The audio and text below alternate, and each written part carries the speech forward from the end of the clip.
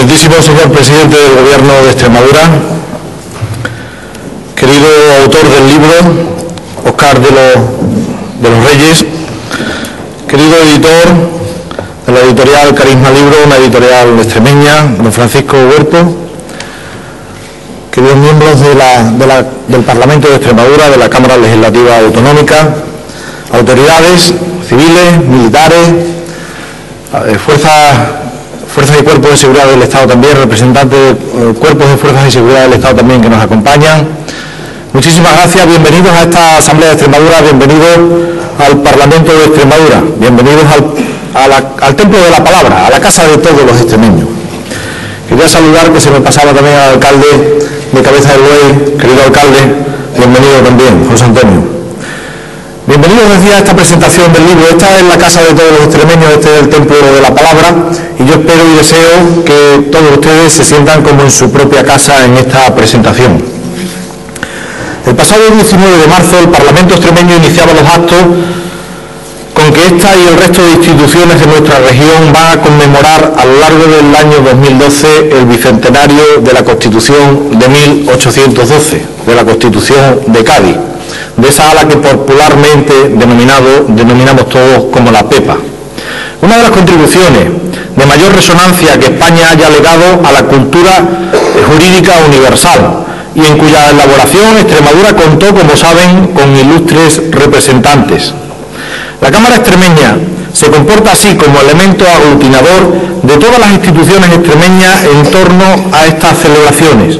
Además se suma a las que se vienen desarrollando por toda la geografía nacional, con el fin preferente de insuflar un poco de aire fresco a este hito histórico que conviene no olvidar y del que podremos y sabremos sacar provecho, no me cabe ninguna duda, los hombres y mujeres de este tiempo.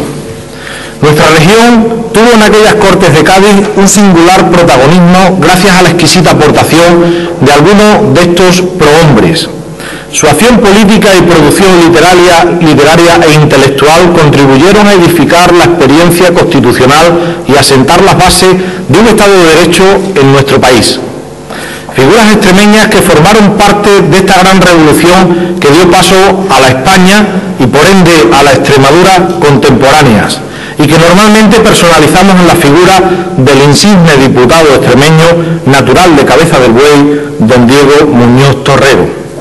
Y lo hacemos no faltos de razón, pues este clérigo, que fue rector de la Universidad de Salamanca, diputado electo por la provincia de Extremadura, liberal convencido y miembro de las asediadas Cortes de Cádiz, tuvo la oportunidad de inaugurar los debates de la primera Cámara española y de imprimir en aquellos discursos el tono de política liberal en España.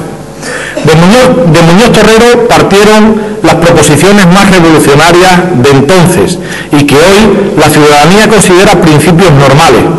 Hablo de conceptos como soberanía popular, monarquía parlamentaria o separación de poderes, que quedarían impresos para siempre en la Constitución de 1812 y que muchos defenderían, como es este caso, hasta con sus propias vidas. Pero además de la Constitución, los diputados de Cádiz llevaron adelante una importante legislación ordinaria que vino a complementar las decisiones incluidas en el texto constitucional.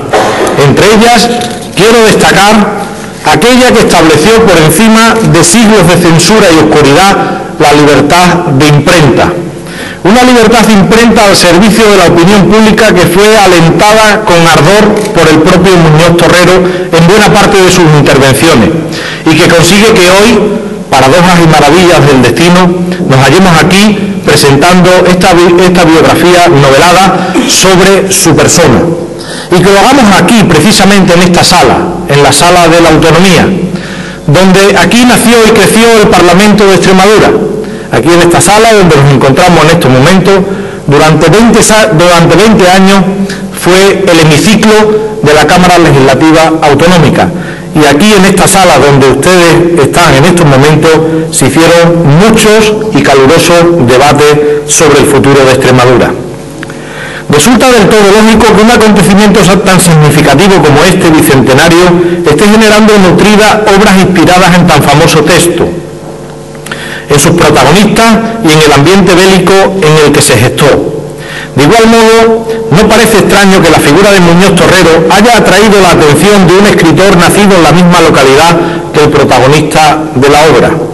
Dos aspectos estos que han confluido alegre y afortunadamente para nosotros en Óscar de los Reyes Murillo Caballero. Y en esta, su cuarta novela ya, La memoria imperfecta, editada por la editorial extremeña Carisma Libros. Desde aquí, vayan de antemano y por delante mis felicitaciones en nombre de todos los parlamentarios y parlamentarias del Parlamento de Extremadura, tanto al autor como al editor de la obra. En La memoria imperfecta, el autor va a dar voz al prócer extremeño, quien nos desgranará desde el encierro y el exilio en Lisboa sus peripecias vitales, sus concepciones políticas, religiosas y sociales. Esto es, todo el largo proceso que los hombres de altura intelectual y personas experimentan para conformar la memoria de un tiempo y una vida que debe permanecer por ejemplar en la de todos nosotros. Para el Parlamento de Extremadura, como máximo responsable de la identidad de los extremeños de todo lugar y todo tiempo, y como continuador de los principios que emanaron de las Cortes de Cádiz, supone una suerte y un honor seguir acogiendo actos como el de hoy, donde honramos la memoria de un gran extremeño y en tan buena compañía. Muchísimas gracias.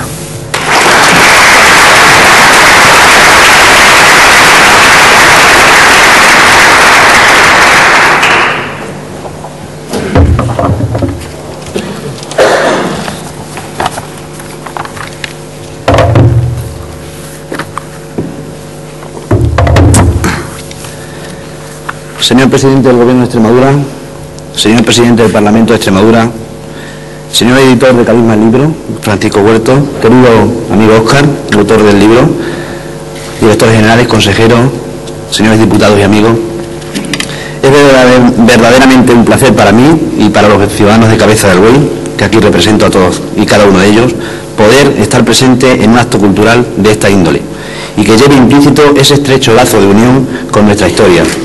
Esta obra que hoy se nos presenta recoge los episodios más significativos de la historia de Cabeza del Buey, con Diego Muñoz Torrero como ilustre figura protagonista.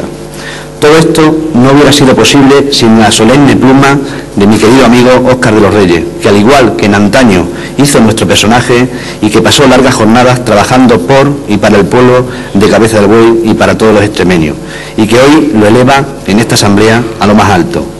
Es, por tanto, un momento muy especial en el que, como ciudadano, como lector y como representante de nuestra ciudad, se une el afecto que tengo por el escritor y que hago extensivo a todos los que de una u otra manera ensalzáis la figura de don Diego Muñoz Torrero, así como a los que han trabajado en el proyecto literario de Óscar de los Reyes.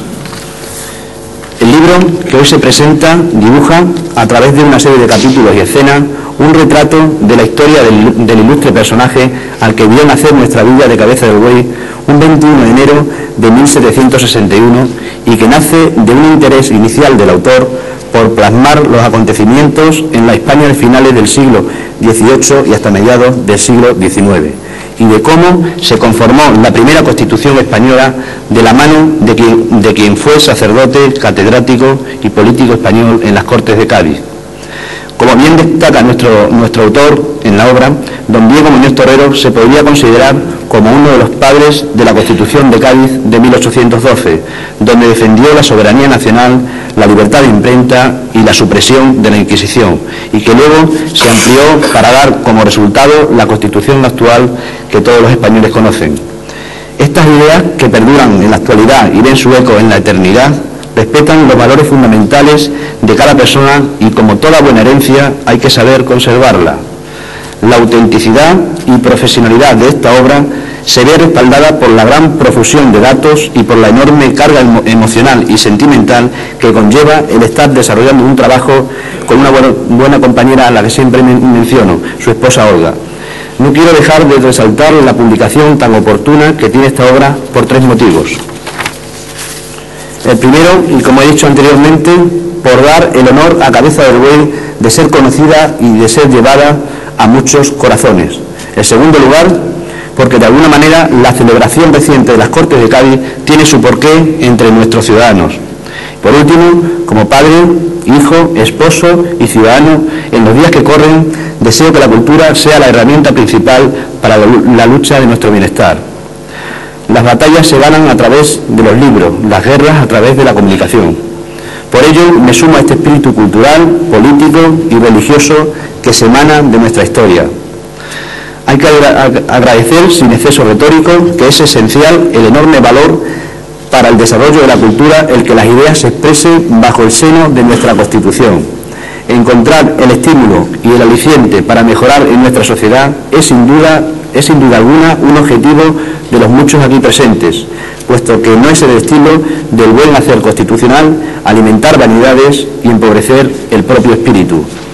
Finalmente, felicitar a cada una de aquellas personas que posibilitan estos encuentros tan enriquecedores, por supuesto, de amigos, compañeros, profesionales, y sumarme al júbilo que está presente en el ánimo de todos nosotros. Sin más, mi enhorabuena en nombre de todos los capulovenses, como así se dice, al autor del libro, a mi querido amigo Óscar de los Reyes, y muchas gracias.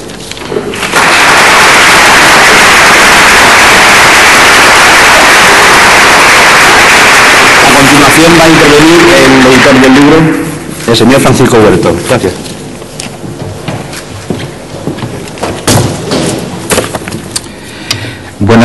Buenas tardes, excelentísimo señor presidente del Gobierno extremeño, presidente y vicepresidenta de la Asamblea, diputados, autoridades, alcalde de Cabezalbuey, señores, amigos todos, muy buenas tardes.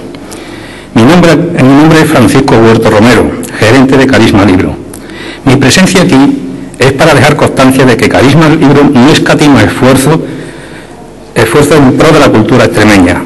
Por ello sigue editando todo tipo de obras, novelas, literatura infantil, poesía, ensayo, así como de consulta y reediciones de autores, muchos de ellos desaparecidos de ámbito nacional. Desde el año 2009 hasta principios del 2012, Carisma Libro publicó la siguiente obra, cuyo título paso a exponerle: La gastronomía del siglo XVIII de Antonio Vázquez, segundo premio de novela corta en Navalmoral de la Mata, Encina de Plata. Los abismos de Felipe Trigo, La bella golondrina y el viento de María José Fernández Sánchez, Tierra y destino de Antonio Castro Sánchez y Jesús Borrocar Rangel, publicadas a finales del 2009.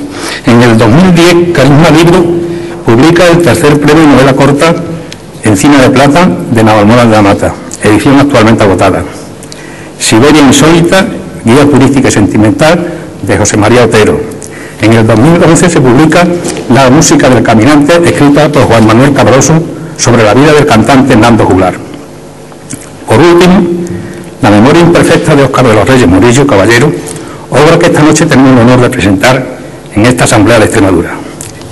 Comienzo diciendo del autor que anteriormente ha publicado varios libros de novela corta: Milicianas del hogar, Sueños de un amanecer roto, La victoria de los mansos, así como distintos artículos en periódicos y revistas. La memoria imperfecta, su último libro, en estos momentos se está distribuyendo a nivel nacional entre distribuidores, las grandes superficies, como el Corte Inglés, la Casa del Libro o FENAZ. Se harán también presentaciones en el Senado, en la cadena de librerías El CAR del País Vasco, así como en Sevilla en la librería FENAZ, en las distintas ferias del libro de Cáceres y en la de Badajoz. En cuanto al estilo narrativo, diremos que en los primeros capítulos está plagado de referencias y adjetivaciones descriptivas para dar una verosimilitud y añadir colorido a las imágenes y a las situaciones dantescas, aplicadas a una temática ampliamente documentada y amena. Podría decirles más detalles, pero hemos de dejar que sea el autor quien se exprese y conquiste una vez más al curioso lector. Por tanto, desde aquí me resta devolverle las gracias a Óscar por referirme en su libro, ya que a mi juicio La memoria imperfecta, desde el principio, intuí que se trataba de una interesante novela que había que acercar al buen lector. Por último, añadir que en estos momentos de crisis ha sido para esta editorial un importante esfuerzo y que nos vemos con la imposibilidad de continuar editando. Así y a todo, ante la impotencia de seguir con la labor editorial, experiencia adquirida de 42 años, nos vemos obligados a echarle el cierre, pero no obstante, hemos apostado por Óscar. Pues es el tercer libro que le publicamos y hasta ahora todos ellos han tenido bastante éxito. De modo que con la novela de Memoria Imperfecta es mi mejor modo de despedirme y me llevo un buen sabor de boca. Gracias a todos y muy buenas noches.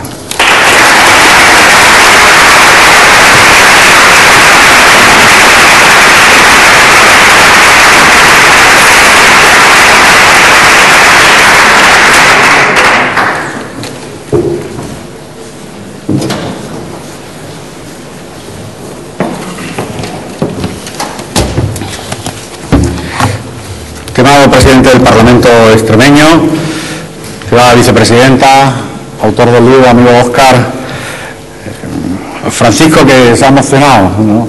Después de 42 años haciendo inversiones a largo plazo, como siempre es parir un libro que perdura siempre en la memoria de quien lo lee y siempre nos acompaña. Bueno, yo mi reconocido homenaje, ¿no? por ese esfuerzo y por haber contribuido desde tu punto de vista y con un esfuerzo además en lo personal muy importante y en lo económico, siempre a contribuir a ensalzar los valores o algunos de los valores que tienen los autores extremeños. También un saludo muy especial al alcalde de Cabeza del Buey, a miembros del Parlamento, a los presidentes del Senado que hoy nos acompañan, Juan Ignacio, a miembros del Gobierno, amigas y amigos, todos, autoridades civiles, militares que también nos acompañan. Aún retumba en mi entendimiento aquel preludio, aquella voz inicial de nuestras glorias parlamentarias, emitida por un clérigo sencillo y apacible, de ánimo sereno, talento claro, continente humilde y simpático. Estas palabras, que eran de Galdós, reflejan, a través de la descripción de Muñoz Torrero, las virtudes extremeñas de las que este político hizo gala y que han quedado plasmadas en nuestro ideario regional. Porque si algo representa también a los extremeños es el respeto por nuestro pasado.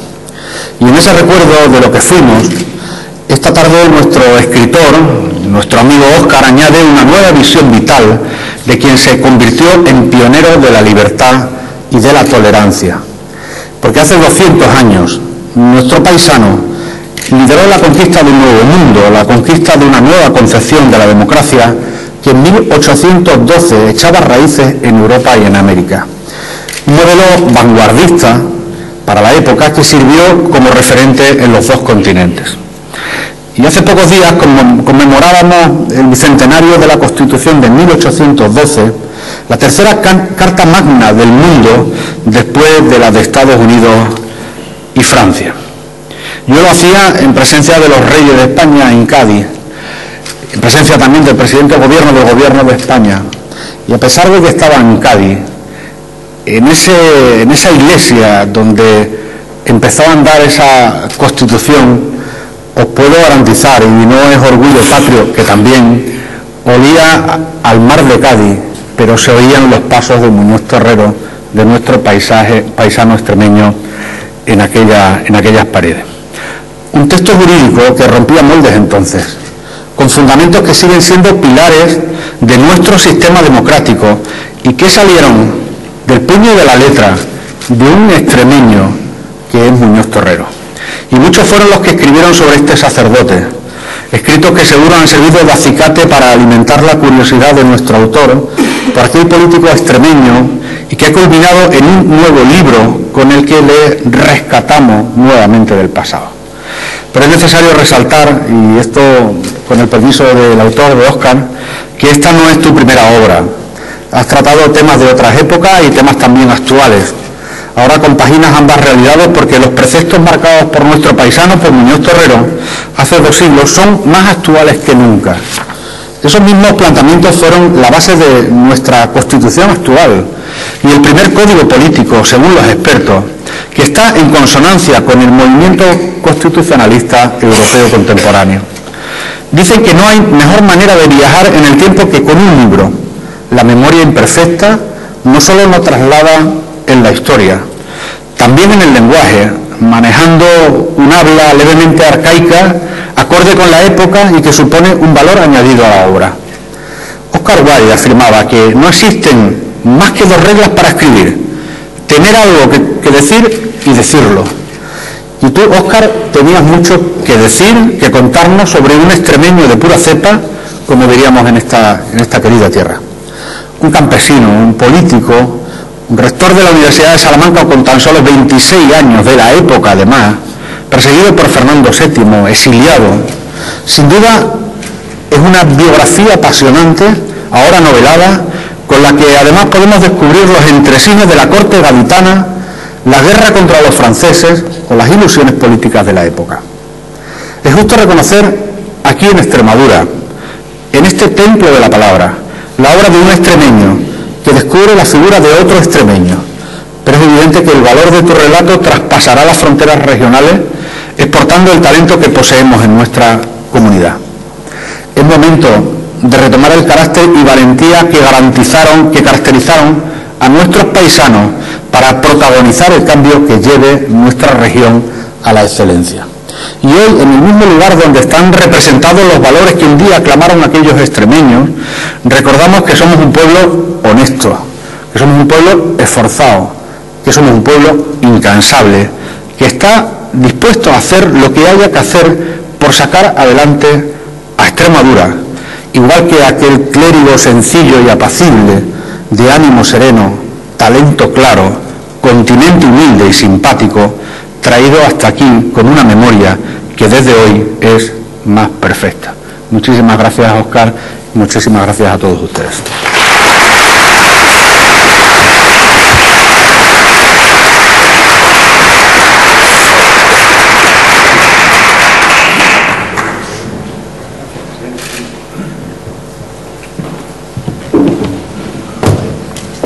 Muy buenas tardes a todos. La verdad es que voy a ser breve. Soy de los que piensan que los entresijos de la novela, de la narrativa, de la trama, que debe ser bastante apasionante, sobre todo para el lector. Por tanto, no quiero desilvanar esta trama. Bienvenidas a todos, autoridades. Me vaya a dejar, querido Francisco, no sabía que era tu despedida y cierre. Esperemos que podamos darte una buena jubilación con esta novela, que va a ser la última. Me vaya a permitir que salude a muchos seguidores, lectores, porque sin ellos no somos nada, ni nadie, que están aquí. Amigos que vienen de Villanueva de la Serena, de Santa Amalia, de Ciruela, he visto viendo Olivenza también, de Cabeza Buey, alcalde, muchas gracias, y tantos, de Mérida, por cierto, que se me olvidaba, y tantos otros que estáis por aquí. Sin vosotros no estaría aquí, y desde luego esta es mi cuarta novela y espero escribir muchos más y llevar el nombre de Extremadura modesta y humildemente a todas las comunidades a las que estamos siendo invitados. La novela que traemos hoy aquí, La memoria imperfecta, es una novela de ambientación histórica. La trama se desarrolla a finales del siglo XVIII, principios del siglo XIX aproximadamente, primer cuarto del siglo XIX. Es una creación artística 100% extremeña y nos alegramos y nos enorgullecemos muchísimo desde el propio editor, a este humilde escritor, a todas las personas que intervienen. Por ejemplo, el autor de la portada, magnífica portada, es Javier López Arza, de Cabeza Buey, que además es un artista afincado en Sevilla, en Cádiz, que ha trabajado para Extremadura, por ejemplo en la recuperación del tesoro del monasterio de Santa María de Guadalupe, y que actualmente es comisario europeo de distintas exposiciones en Italia. Concretamente me decía esta mañana que estaba en Padua. Al catedrático que ha corregido el texto, Juan Rodríguez Pastor, que también es escritor y que es de Valdecaballero, por ejemplo, que sin duda ha enriquecido mucho más el texto final, y tantas personas, por ejemplo la periodista Ana Belén Pérez, que contribuye poniéndole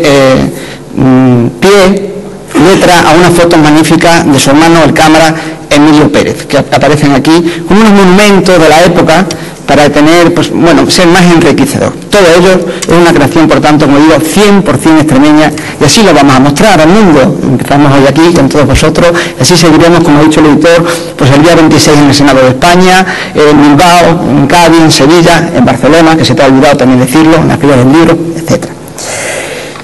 El personaje principal es verdad que es Diego Muñoz Torrero, pero pretendo ir más allá, porque pretendo reivindicar la figura de todos los intelectuales extremeños que participaron en las Cortes de Cádiz de 1812, con sus pros y con sus contras, más liberales y más conservadores, pero sin ellos, sin todo el conjunto, no hubiera sido posible. Se habla, por ejemplo, del diputado de Castora, Manuel de Luján, o del bibliotecario de las Cortes, que fue Bartolomé Gallardo, de Campanario. Y no me olvido aunque sea brevemente, de otras personalidades de la época, por ejemplo de Godoy, el ministro universal, príncipe de la paz, que rivalizaba por aquellos entonces con el príncipe de Asturias, Fernando, que luego sería el traidor, Fernando VII. Ya explicaré por qué digo lo del traidor. Y no me olvido del prior de Malafela o el gobernador de Villanueva de la Serena, pues son personajes de nuestra historia, de nuestra cultura, y todos ellos tienen mucho que ver en esta trama. Como digo, el personaje principal sigue siendo, porque no podía ser de otra forma, Diego Muñoz Torrero, el gran valedor de las Cortes de Cádiz, sin desmerecer a ningún otro. Sabemos, o deberíamos de saberlo, que esa es otra cuestión, quién fue el político, que aquí se ha hablado, quién fue el sacerdote, el religioso, que fue proclamado obispo de Guadix, aunque el Papa Pío VII no le refrendó, probablemente se cobró por aquello entonces pues los altercados, si me permitís la palabra, que tuvo con la Iglesia Católica, sobre todo cuando intentó, lo consiguió con la ayuda de otros diputados como Manuel de Luján, pues abolir completamente el Santo Oficio. Fue un intelectual, un erudito, extremadamente inteligente, rector, como muy bien ha dicho el presidente, a la edad de 26, 27 años, nada más y nada menos que de la Universidad de Salamanca, que si ahora es muy importante, importantísima, imaginado hace 200 años, qué suponía ser rector de la Universidad de Salamanca, una de las principales universidades de Europa y por tanto del mundo. Y el político liberal, moderado, con matices, pero que alzó la voz por primera vez en las Cortes, porque fue presidente de la Diputación de las Cortes, fue también presidente de la Comisión Redactora de la Constitución, y fue quien inauguró con un discurso potente, como se ha dicho aquí, totalmente revolucionario, que se rajaron todas las vestiduras que se tenían que rajar en ese momento, porque claro, fue el primero, y un extremeño, un español y un extremeño, quien alzó la voz por primera vez en esas Cortes para hablar que la tiranía de los monarcas absolutos tenía que llegar a su fin, que el poder, entiéndase el poder como la soberanía nacional, residía en el pueblo del que emanaban los poderes. Y habló de la libertad de imprenta, aquellos que hoy podemos reconocer como la libertad de prensa o la libertad de cátedra, de expresión. Habló de otros derechos como la inviolabilidad de los diputados, ahora que hay muchas señorías por aquí presentes. Habló de la inviolabilidad de los domicilios. Habló también de la separación de poderes. Habló de crear una instrucción pública para que la palabra de un obrero, por ejemplo, no valiera más que la palabra de un noble en esa época, que fue una instrucción pública la que garantizase estos derechos civiles de todos. Y eso lo dijo por primera vez en España un hombre que era extremeño y no está suficientemente reconocido desde mi punto de vista. Por eso no pretendía escribir un ensayo, un tratado filosófico, científico, como queramos llamarlo, aparte de que me mueve habitualmente en la novela, como muy bien se ha dicho. Pretendía escribir una novela que llegara al gran público, si es posible, a los lectores, cuanto más mejor, para que se sepa quién fue Muñoz Torrero, para reivindicar su nombre, que es el de un extremeño que alzó esa voz. Pero a pesar de todo eso, a pesar de quedarnos más o menos claro quién fue el sacerdote, el político, el académico, lo que me interesa y trata mucho este libro es quién fue, no Muñoz Torrero, sino quién fue Diego. ¿Qué hay detrás del púlpito? ¿Qué hay detrás del estrado? ¿Qué hay detrás del académico? ¿Cómo sintió? ¿Padeció? ¿Sufrió? ¿Se sintió abandonado por su Dios, del cual era sacerdote? ¿Amó alguna vez? El hombre es lo que me interesa. Por supuesto, no puede desvincularse de todas las otras cualidades, pero me interesa mostrar humildemente cómo era ese hombre, qué se vestía detrás de esos hábitos. Y consigo, cuando lo he estudiado, hay que decir que tengo que agradecer a Vicente Serrano, el cronista oficial de la villa de Cabeza del Buey, que me permitiera bucear, investigar en sus archivos privados para sobrehilar la trama. Y le he encontrado múltiples virtudes. Era un hombre, como ya se ha dicho, sereno, tranquilo, apacible, sosegado. Era un hombre extremadamente inteligente, de una lógica y de un raciocinio excepcional, aplastante. Nunca imponía nada por la violencia, siempre a través del diálogo, como entiendo que debe ser. Y su ideario, finalmente, se acababa imponiendo por esa lógica aplastante que derribaba al adversario. Pero, además de todas esas virtudes, he encontrado un gran defecto. Un defecto que en otras personas, fijaos, podría ser una virtud. Supongo que costará entenderlo a lo mejor. ¿Os imagináis cuál puede ser este defecto? Pues que era demasiado buena gente, demasiado confiado, y no debería de serlo, porque era un alto dignatario de la nación española. Pero quizás su acervo religioso, como hombre religioso, de amar al prójimo, le hacía confiar en la bondad humana, y ese fue un grave error. Lo digo desde mi punto de vista, fue un grave error, porque por esa confianza que mostraba en los demás, acabó pasándole lo que le ocurrió, que sufrió una gran traición. Yo podría resumir, por abreviar, la vida, la apasionante vida de este extremeño, este capirobense, diciendo que es el gran valedor de las Cortes de Cádiz, traicionado por su rey y olvidado por la historia. Esa es la doble traición que sufre Diego Muñoz Torrero.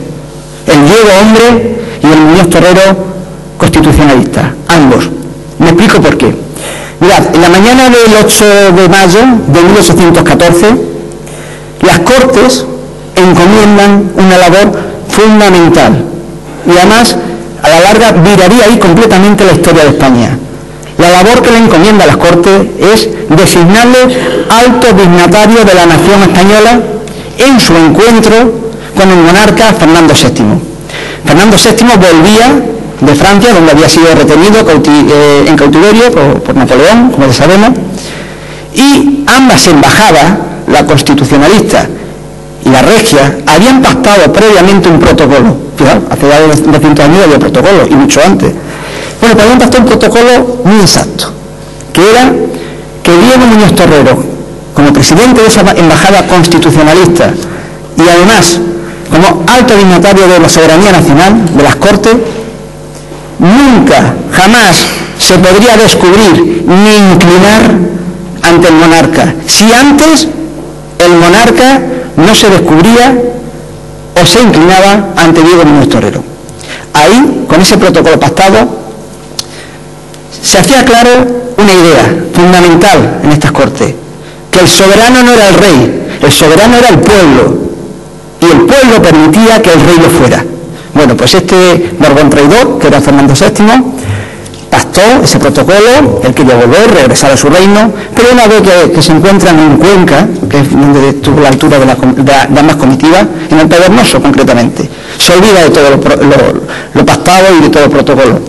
No solamente no recibe al insigne patricio extremeño, alto dignatario de las Cortes, sino que lo apresa, lo retiene, y la embajada constitucionalista y su escolta pasa a formar parte del séquito real. Por supuesto, ni deciros, tengo que para muchos autores, por ejemplo Majada Neila, que me ha servido de bibliografía, Fernando VII a partir de entonces hizo una represión brutal contra todos los liberales que estuvieron participando en las Cortes de Cádiz. Tanto es así, tan brutal, sanguinaria, sanguinolienta, sangrienta, fue que le llamaron el ángel exterminador a su majestad. El ángel exterminador. Y la otra traición es la traición de la historia. Pues bueno, Fernando VII era un rey absolutista, no iba a venir de la noche a la mañana, luego ya se vio obligado años después, otra historia.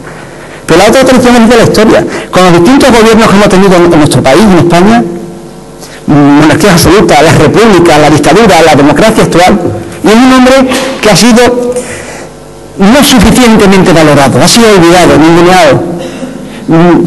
Es verdad que se le conocen ciertos foros eruditos, y lo digo en el mejor de los sentidos, profesores, investigadores, escritores, historiadores, pero el gran público en general español, incluso extremeño, porque me conozco con los presidentes de la geografía extremeña y presumo de ellos, me encanta viajar por Extremadura, no conocen Muñoz Torrero, incluso en Cádiz Falvey, nuestro pueblo, alcalde, mucha gente no sabía quién era Muñoz Torrero.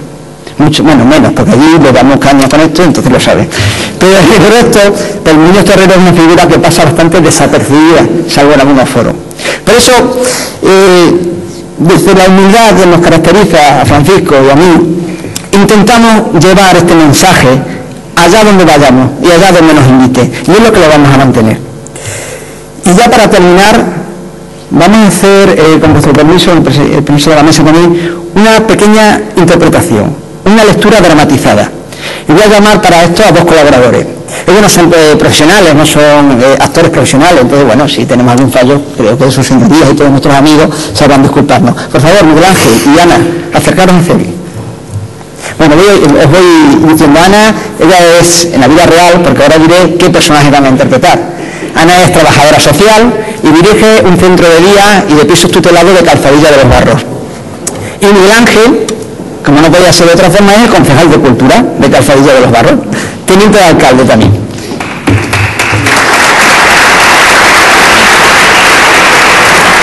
Se van a posicionar a diestra y a siniestra. Lo de siniestra no lo digo por nada especial, ¿eh? Y os voy a decir, vamos a hacer un salto en la historia. Como bien han dicho, si damos la espalda, lo sentimos. Vamos a hacer un salto de la historia. Es lo que tienen los libros, que nos transportan directamente. Y nos vamos a la corte de Miguel I de Lisboa, de Portugal. Es un rey absolutista. Un rey que además, en cierta forma, también es golpista, porque para llegar al trono no se le ocurre otra cosa que desposarse con su propia sobrina, muchísimo más joven, aunque eso era habitual entre los reyes, los príncipes y esta gente así. Bueno, y después de desposarse con ella, la destierra. Ya no le sirve, ya él ha llegado al poder y ya es un rey absolutista. Entonces tenemos aquí a 2 personajes. A una bella dama de la corte portuguesa, eso no hay que imaginarlo mucho, porque lo de bella dama está claro. Y a un ilustre capellán, don Enrique, este Enrique es con H, porque es luso, que es el hermano menor del poderosísimo duque de Estremoz, a la sazón también capitán general de los ejércitos del sur, que su majestad Miguel I ha encomendado la labor de terminar por completo con cualquier sublevación o atisbo liberal que por la zona de Faro, por el sur de Portugal, pueda haber contaminado esas tierras producto de la cercanía con los liberales gaditanos. Bueno, y ella, la bella dama portuguesa, es una dama de compañía de Lady Marcel, que es la hija de Lord Bastian. Bueno, ¿quién es Lord Bastian? Bueno, pues Lord Bastian, lo explico, el embajador inglés de la época en la corte lisboeta. Bien, yo voy a hacer de narrador, como no podría ser de otra forma. Y comenzamos. Nada más bajar los últimos escalones, el secretario personal del duque le hizo pasar a la capilla, mostrándose incómodo por su presencia, a todas luces poco grata en aquella casa. Solo ante el sagrario, Enrique, capellán que había sido además supuestamente contaminado por las ideas liberales, porque asistió al rey español Diego Muñoz Torero en la prisión de San Julián de la Barra, Enrique irrumpió en el recogimiento del lugar con tímidos sollozos, que a punto estuvieron de causarle una desazón mayor de la esperada. Se postró ante el Cristo de alabastro, que lucía radiante bajo la tenue luz de los candiles, en fervorosa plegaria. Así fueron pasando los minutos, recogidos, meditabundos, hasta que una voz le sobrecogió por inesperada. Padre. Enrique volvió la mirada, observando ante él a una joven mujer, de hondas caderas, turgentes pechos, con aleña en el pelo. Padre, necesito confesión. La mujer, recogida la melena, con un moño con el que tapaba su nuca, jugueteaba nerviosa con las manos, escondiéndola bajo el mandil. ¿Cómo? Padre, he pecado y urge que me confiese. Disculpadme, pero yo ahora no... No hay tiempo que perder. Enrique, superado por la decisión inesperada de la joven, parpadeó, quedándose mudo, cuando dirigiéndose con paso firme hacia él, se arrodilló con la cabeza a la altura de sus ingles y cogiéndole la diestra, la posó sobre su cabeza. No os azoréis. Me envía Lady Marcel. ¿Quién? ¿A qué os referís? Lady Marcel es la hija de Lord Bastian, el embajador inglés. ¿Cómo es posible que vos... ¿Cómo puede ser que...? Dejad ya de preguntar y disimular. De un momento a otro entrará esa arpía que vuestro hermano tiene por perro fiel, siendo menester que no sospeche de nos. Al poco, el secretario ducal asomó la cabeza entreviendo la puerta.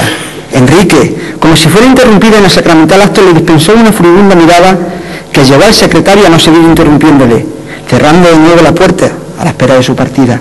Explicaos. Lady Marcel intuyó que Guacet os presentaréis ante vuestro hermano en su palacio. Toda la corte sabe de vuestras andanzas en la prisión. Durante la estancia del duque en aquella fortaleza, los oficiales ingleses que les acompañaban partían con órdenes estrictas de la embajada inglesa de entrevistarse con don Diego, el rey español al que asistí. La la empresa no pudo llevarse a cabo, aunque sus informes hacían alusión a vuestra persona y a la relación con el prisionero. Enrique, angustiado, verdaderamente angustiado, seguía el monólogo de la bella mujer sin apenas parpadear. Tal vez, se dijo, la providencia le aponía en su camino para finalizar su encomienda. Expectante, permaneció escuchándola, inmóvil ante sus palabras.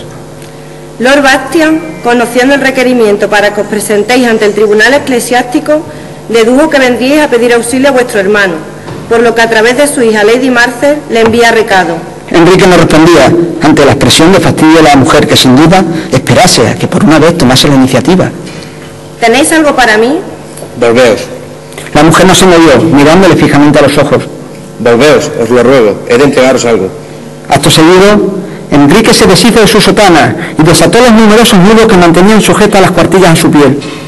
Esto es, ¿cuánto he de confiaros? Lord Bastian sabrá qué hacer con ello.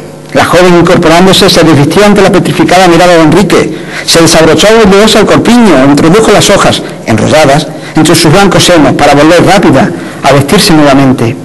El secretario volvió a entrar, aunque esta vez interrumpió bruscamente en la capilla. Ego te absolvo, in nomine. Disimulaba Enrique la solución.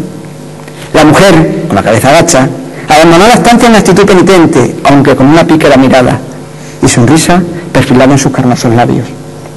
Enrique suspiró aliviado, y temblaban las manos y su frente, perlada de gotitas de sudor que resbalaban por sus sienes, no conseguían disimular su dolor. Aún así, se sobrepuso, y dirigiéndose hacia la salida, lo vamos a dejar aquí.